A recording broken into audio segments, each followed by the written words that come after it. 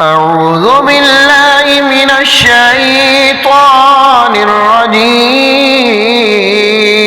بسم الله الرحمن الرحيم. يا أيها المزمل قم الليل إلا قليلا نصفه أو ينقص منه قليلا أو زد عليه ورتل القرآن ترتيلا إنا سنلقي عليك قولا ثقيلا إن ناشئة الليل هي أشد وطئا وأقوم قيلا إن لك في النهار سبحا طويلا واذكر اسم ربك وتبتل إليه تبتيلا رب المشرق والمغرب لا إله إلا هو فاتخذه وكيلا واصبر على ما يقولون واهجرهم هجرا جميلا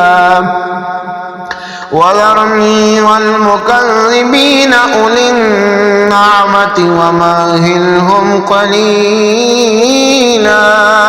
إن لدينا أنكالا وجحيما وطعاما ذا غصة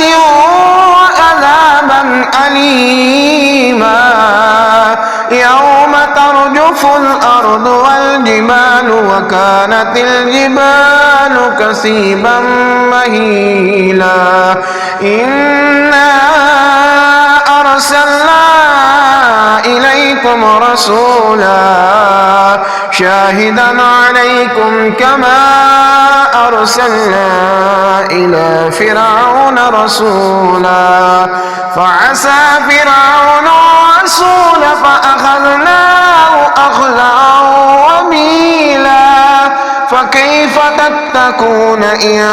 كفرتم يوما يجعل الولدان شيبا السماء منفطر به كان وعده مفعولا إن هذه تذكرة فمن شاء اتخذ إلى ربه سبيلا إن ربك يعلم أنك تقوم أدنى من ثلثي الليل ونصفه وثلثه وطائفة من الذين معك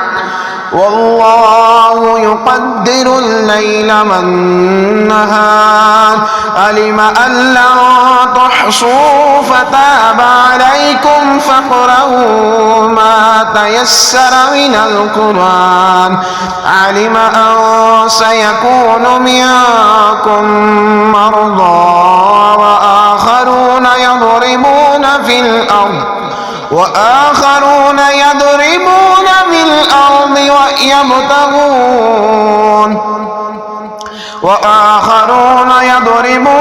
الأرض يبتغون من